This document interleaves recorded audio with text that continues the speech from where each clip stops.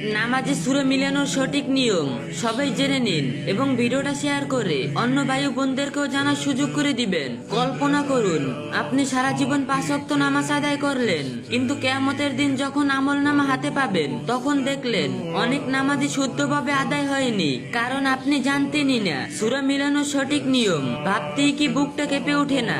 অনেকেই লজ্জায় বা অবহেলায় এই গুরুত্বপূর্ণ বিষয়টি শিখেন না। কিন্তু নামাজ তো শুধু পড়লেই হবে না, সঠিক নিয়মেই পড়াটাই ফরজ। তাই সময় থাকতে জেনে নিন ফরজ ও সুন্নাত নামাজের সূরা মিলানোর সঠিক নিয়ম। তাই আজ সহজভাবে জেনে নেই কোন রাকাতে কি পড়তে হবে আর কোনটা সুন্নাত কোনটা ওয়াজিব। তো গাইস, ভিডিও শুরু করার আগে কিছু কথা বলি। দেখেন, টিকটকের ডিভাইস ইউটিউব চ্যানেলের লিংক দেওয়া আছে। 40,000 সাবস্ক্রাইবার হইতে অল্প কিছু বাকি আছে। সবাই চ্যানেলটা সাবস্ক্রাইব করে 40,000 সাবস্ক্রাইব পূরণ করে দিবেন। তো ভিডিও শুরু করা যাক। 4 রাকাত ফরজ নামাজে সূরা মিলানোর নিয়ম, যেমন জোহর, আসর, এশা, ফজর।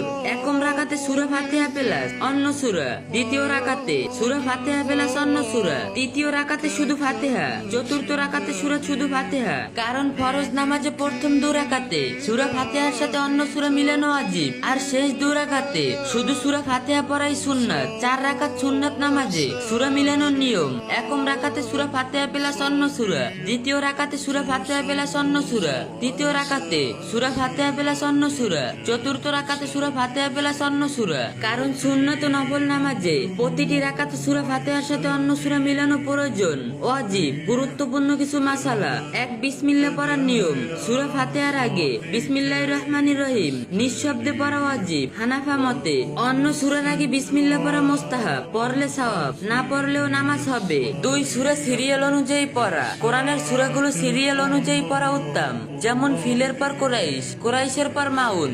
উল্টা পাল্টা পড়া জায়েজ কিন্তু মাকরু অপছন্দনীয়। 3. তৃতীয় চতুর্থ রাকাতে ভুল করে সূরা পড়লে যদি ভুল করে পড়ে ফেলেন নামাজ ঠিক থাকবে, সাজদায় সাহু লাগবে না, তবে এটা সুন্নাতের অপছন্দনীয়। 4. সূরা না মিলালে কি হবে? প্রথম 2 রাকাতে সূরা না মিলালে নামাজ শুদ্ধ হবে, কিন্তু ওয়াজিব ছুটে যাওয়ায় সাজদায় সাহু দিতে হবে। সহজভাবে মনে রাখুন, ফরজ নামাজ প্রথম 2 রাকাত ফাতিহা প্লাস সূরা, শেষ 2 রাকাত শুধু ফাতিহা। সুন্নাত নামাজ সব রাকাতই ফাতিহা প্লাস সূরা।